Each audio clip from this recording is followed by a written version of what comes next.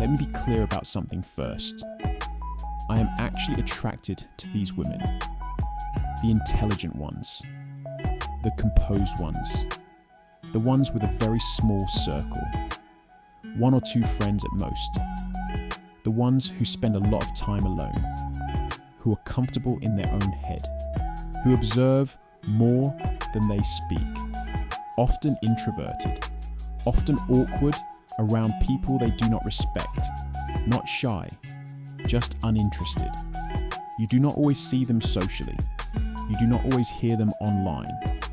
But when you meet one, you feel it immediately. And yes, if you are watching this and feeling slightly uncomfortable right now, I am probably talking to you.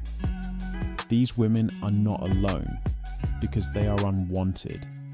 They are alone because very few people can actually meet them where they live mentally. Who I'm talking about? I am talking about women who are highly intelligent, highly self-directed, and very controlled. They lead with logic more than emotion. They are competent. They are decisive. They are used to relying on themselves.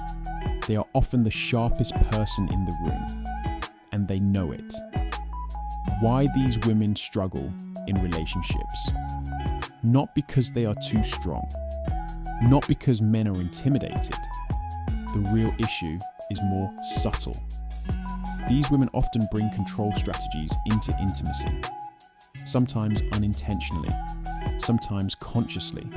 They test men, they challenge direction, they question leadership, they apply pressure to see who bends, and without realizing it, they slowly emasculate the men they date. Not always out of malice, often out of habit. Some do it unintentionally, because control kept them safe, because leadership was unreliable, because they learned early that softness led to vulnerability. Others do it intentionally, because they believe breaking a man down reveals his truth, because they confuse dominance with attraction, because they think this is what strength looks like.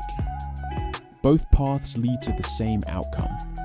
The man either submits and loses himself, or he resists, and the relationship turns into a power struggle. Neither creates love. Many of these women were shaped by environments where they could not rely on men, where they had to grow up fast, where control meant safety. That does not make them broken, it makes them adaptive. But survival strategies do not automatically become intimacy skills. A relationship cannot thrive where control replaces trust. Here is the paradox. This type of woman does not respect the man she can move. She respects the man who stays steady, not reactive, not defensive, not trying to dominate her, just unmoved. When she realizes she cannot steer him, provoke him, or shrink him, something shifts.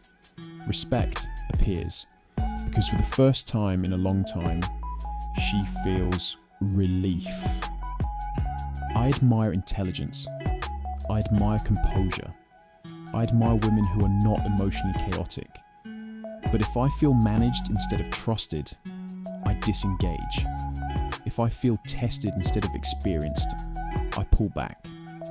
If I feel like I have to constantly assert myself, I walk. Desire cannot survive under constant evaluation. Most men try to prove something. They explain. They negotiate.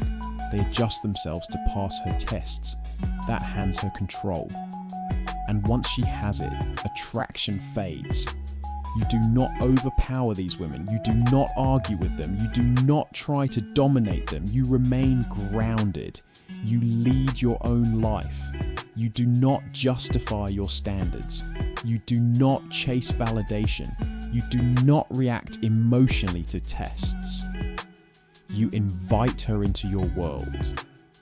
You do not step into hers and start negotiating authority. Healthy versions of these women do exist.